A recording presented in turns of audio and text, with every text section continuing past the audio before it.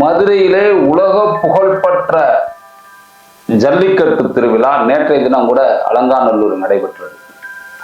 இந்த ஜல்லிக்கட்டு திருவிழாவிலே ஆளுகின்ற கடவுள் மறுப்பாளர் ஸ்டாலின் அரசு செய்த அயோக்கியத்தனத்தை கண்டு பொதுமக்கள் மிக அருவருக்கத்தக்க ஒரு காட்சியை கண்டு மனம் வருந்த ஒரு நிகழ்வு நட இருக்கின்றது. இப்படிப்பட்ட ஒரு நிகழ்வு பிரிட்டிஷ்கார ஆட்சியில கூட நடந்தது கிடையாது. பிரிட்டிஷ் ஆட்சியில கூட இப்படிப்பட்ட நிகழ்வு நடந்தது கிடையாது.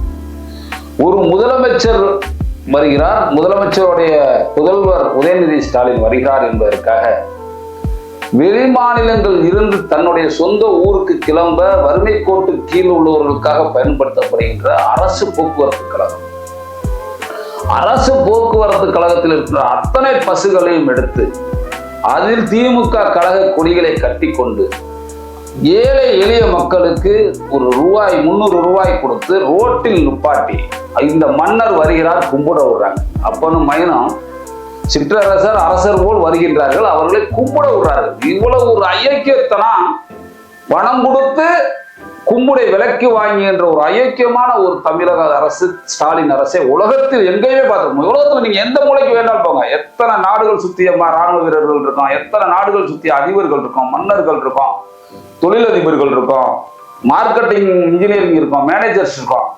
எந்த ஒரு உலகத்திலும் இப்படி ஒரு கேவலமான அரசு, தமிழ்நாடு மாதிரி ஒரு அரசாங்கம், தமிழ்நாட்டில் இருக்க திமுக மாதிரி ஒரு கட்சி கிடையவே கிடையாது. ஆனா அந்த கட்சி எதனால் ஆட்சிக்கு வருகின்றது? இப்படி கும்பிடுவதற்கு 300 ரூபா, ஓட்டு போடுறதுக்கு 500 ரூபா, பார்க்கறதுக்கு 200 ரூபா, இப்படி எல்லா துறைகளிலும் லஞ்சத்தை வளர்த்து பாருங்க. உலக புகழ்பெற்ற தமிழர்களுக்கெல்லாம் பெருமை கூடிய விளையாட்டு, வீர விளையாட்டு ஜல்லிக்கட்டு திருவிழா பீட்டாவால் தடை செய்யப்பட்டது.